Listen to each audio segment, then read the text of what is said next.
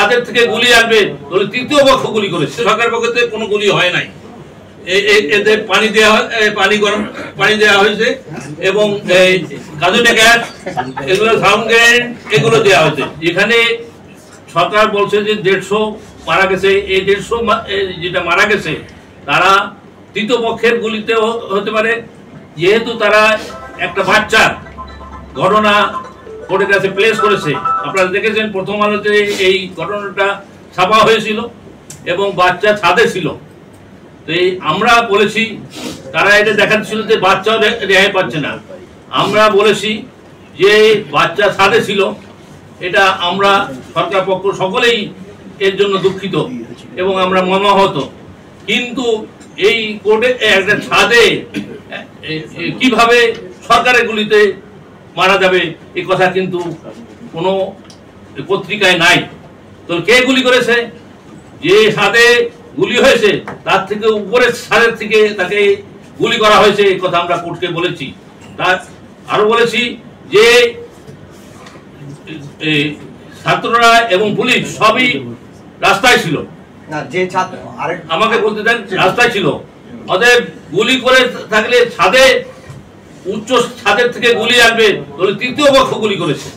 এই তৃতীয় পক্ষ আমরা যে বলছি যে এই আন্দোলনের মধ্যে তৃতীয় পক্ষ এই হাইজ্যাক করে নিয়ে গেছে, তার প্রমাণ হলো এই বাচ্চাকে কিল করার মধ্যে। এটা নিয়ে আপনারা কোনো আপনাদের কাছে কোনো তথ্য আছে? আমরা দেখেছি হেলিকপ্টার থেকে গুলি হয়েছে। হেলিকপ্টার থেকে স্পেসিফিকভাবে বলেছি, বলা হয়েছে সরকার পক্ষ থেকে কোনো গুলি হয় নাই। এতে পানি দেওয়া, পানি গরম পানি দেওয়া হয়েছে এবং কাজুটা গ্যাস, এগুলো সাউন্ড গ্রেনেড, এগুলো দেওয়া হয়েছে।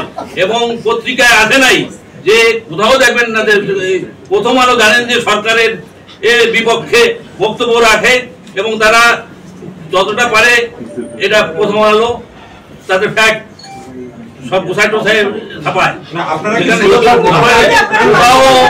কোথাও পত্রিকায় নাই যে সরকারের গুলিতে এই বাচ্চা মারা গেছে। রিপোর্ট বা ময়নাতদন্ত রিপোর্ট পেয়েছেন যে কোন অ্যাঙ্গেল থেকে গুলি লেগেছে, সেটা তদন্ত হবে এবং সেটা স্পেসিফিক ভাবে বলা হবে। আমরা এই কেসের মধ্যে থাকতে চাচ্ছি, আমরা এর মধ্যে একটা আপনারা জানেন যে প্রত্যেকটা মার্ডার যেটা হয়েছে তার তদন্ত করা হবে এবং তদন্ত কমিশন অলরেডি তদন্ত কমিটি গঠন করা হয়েছে। তারা প্রত্যেকটা মৃত্যুর কারণ এবং কে করেছে সেগুলো উদ্ঘাটন করবে। একটু ক্লিয়ার করতেন, এখানে ছাত্রদের পাশাপাশি সরকার দল এবং বিরোধী দল দুটো পক্ষ যুক্ত হচ্ছে।